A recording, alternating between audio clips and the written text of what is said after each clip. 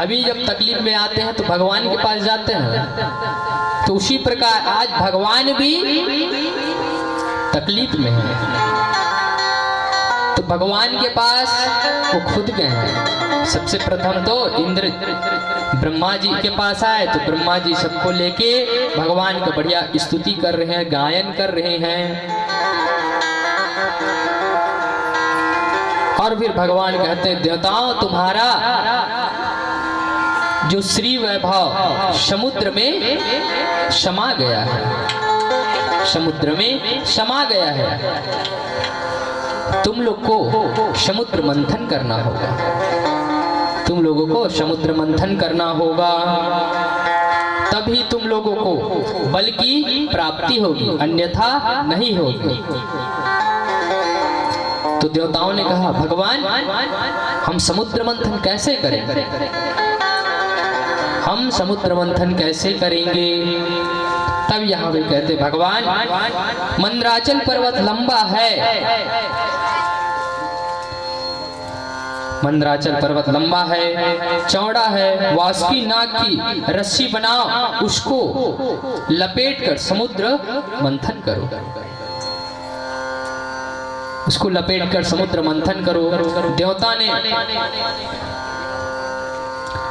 जब यहाँ पे कहते हैं देवताओं लोग बोले भगवान मंदराचल पर्वत हमसे नहीं उठ पा रहा है, क्योंकि मंदराचल पर्वत बहुत बड़ा है, विशाल है। तो कहते हैं भगवान अगर ये काम तुमसे नहीं हो पा रहा है, नहीं उठा पा रहे हो, तो तुम लोग दैत्याओं को, जो दैत्य लोग हैं उनको शामिल कर लो, तभी तो तुम्हारा काम हो सकता है, अन्यथा नहीं हो सकता। हम जब भगवान बोले कि आप लोग सभी आपस में कूटनीति अपनाओ, भगवान बोले कि आपस में कूटनीति अपनाओ, तो कैसे हम जब कोई चीज को करते हैं, कोई काम करते हैं, अगर हमसे नहीं हो पाता है, अगर हमसे नहीं हो पाता है तो हम अपने पड़ोसन को बुलाते हैं, पड़ोसन भी आ जाती है, और हम जिससे बात नहीं करते हैं, हम जिससे बात भी नहीं करते हैं उसको भी शामिल करते। क्यों भैया, हमारा काम बनाना है, तो काम बनाने के लिए दुश्मन को भी राम राम बोलना पड़ेगा। भले आप बात नहीं कर रहे हैं, कुछ नहीं कर रहे हैं, साल 2 साल पहले आप झगड़ा लड़ाई हो गए, लेकिन आज उसी का जरूरत है, तो आपको उसको राम राम कहना पड़ेगा। जैसे कि यहाँ पे सर्प ने चूहे से मित्रता की, सर्प ने चूहे से मित्रता की, तो कैसे हुआ? एक राजा के यहाँ एक पेटी था, राजा के यहाँ एक पेटी था। अब वहाँ चूहा, जब राजा पेटी को खोला, बढ़िया सुंदर सुंदर अपने कपड़े को जमा के रखे थे राजा साहब, अब इधर चूहा देख रहा है। इस चूहे, जब चूहा देखा कि इस पेटी में कुछ ना कुछ तो होगा ही, उसको लग रहा था, लेकिन वहां कुछ था नहीं, तो उस पेटी को देख रहा था नजर। अब जैसे देखा, और उस चूहे को कौन देख रहा था? उस चूहे को सर्प देख रहा था। अब राजा साहब पेटी को खोले तो वहां से कपड़ा अपना निकाले और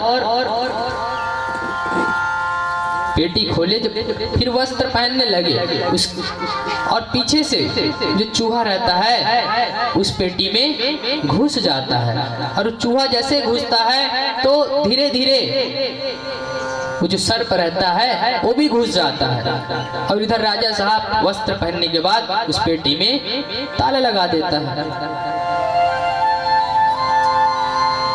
उस पेटी में ताला लगा देता है। अब यहाँ पे चूहा और सर्प पेटी में बंद हो गए। अभी निकलेंगे कैसे? तो सांप सोचता है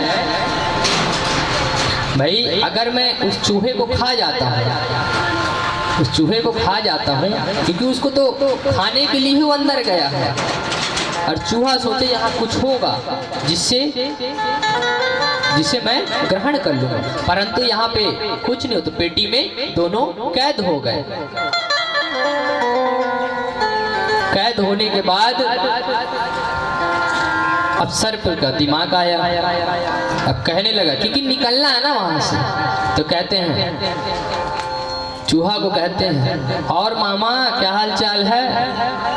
मामा बना लिए उसको। अब चूहा महाराज जो है कोने में चिपके हुए हैं पेटी के, कह रहे हैं मन में, मैं इसका कब से मामा हो गया? तो सर्प है भैया, खोज खोज के हम लोग को ढूंढ ढूंढ के खा लेते हैं, तो कब से मैं मामा हो गया? तो कहते हैं, मामा आप घबराते क्यों हो? मैं आपको कुछ नहीं करूंगा, आप चिंता मत करो। सर्प कह रहे हैं, इधर तो आओ मामा, ऐसा बोलते हैं। तो जब जाते हैं तो चूहा महाराज कहते हैं कि भैया मैं कब से आपका मामा हो गया और आप मेरे कब से भांचा हो गए? तो कहते हैं, अभी हम लोग सभी सर्प लोग मीटिंग रखे थे, तो उस मीटिंग में सबको बोले थे कि आज से हमारा जो चूहा है, जो मूषक महाराज, वो हमारे मामा हैं। हमने एक हफ्ता पहले ही मीटिंग रखे थे, जिसमें आपको हमने मामा बनाए हैं। जैसे मामा बनाए हैं, अब वो भी अब पिघलने लगा, मूषक महाराज पिघलने लगा। अरे बढ़िया है भैया, मामा बोल रहे हैं और मीटिंग रखे थे जिसमें मामा बनाए हैं। अब मूषक महाराज पिघल गए, तो अब मूषक को इसलिए मामा बनाए, अगर उसको खा जाते तो उसको भी तो मरना ही पड़ता। अब मूषक महाराज को इसलिए मामा बनाए क्योंकि जो मूषक रहता है बिल बनाने में माहिर रहता है, उसका दांत रहता है नखुली नखुली। तो फिर धीरे धीरे उस पेटी को काटने का काम करता है, धीरे धीरे उस पेटी को काटने का काम करता है। तो धीरे धीरे काटता है,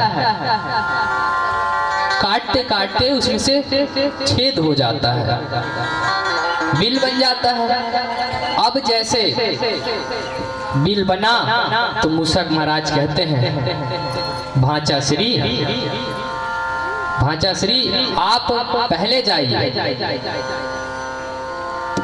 तो जैसे सर्प महाराज बाहर निकलते हैं, बाहर निकलते हैं, अब बाहर में बैठते हैं, बाहर तो निकल गए हैं, अब बढ़िया बैठे हैं और नीचे में बैठ के बोलते हैं मूषक महाराज को, मामा आइए, आपका स्वागत है। और जैसे आते हैं, जैसे बाहर आते हैं, सर्प महाराज के मुंह में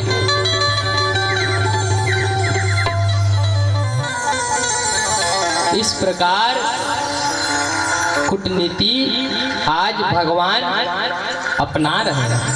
तो हमें भी, हम भी करते हैं ना, जब हमारा काम रहता है तो किसी को भी राम राम बोल लेते हैं। तो इस प्रकार भगवान ने दैत्यों के साथ कूटनीति अपनाई। तो प्यारे सज्जनों, देवताओं को भगवान के द्वारा बताई गई बात, समुद्र मंथन करने की बात समझ आ गई, और अब सारे दैत्यों के साथ समुद्र मंथन का प्रस्ताव रखा। अब सभी देवता और दैत्यों को कहने लगे कि जो समुद्र मंथन करना है, और जो मंथन करने से अमृत निकलेगा, वो हम सब, जो अमृत निकलेगा वो हम सब ग्रहण कर लेंगे। अब दैत्य इस बात को सुन के एग्री हो गए। एग्री मतलब राजी हो गए। भैया अमृत मिलेगा तो कौन राजी नहीं होगा। तो यहाँ पे अमृत का लालच में दैत्यों ने हाँ बोला और धीरे धीरे सभी ने हाँ बोल दिए। और यहाँ पे कहते हैं देवता और असुर मिलकर गए समुद्र मंथन हेतु। सर्वप्रथम मंदराचल पर्वत को उठाकर चल दिए, पर गणेश जी का पूजा अर्चना नहीं किए थे तो मंदराचल पर्वत धड़ाम से गिर गए और दैत्यों का और भगवान का पैर हाथ टूट गए। हमें कोई अच्छा काम करने से पहले सर्वप्रथम गणेश जी का पूजा अर्चना करना चाहिए। तो यहाँ पे भगवान गणेश जी का पूजा अर्चना नहीं किए थे, जिस वजह से मंदराचल पर्वत गिर गए और दैत्यों का और भगवान का पैर हाथ टूट गए।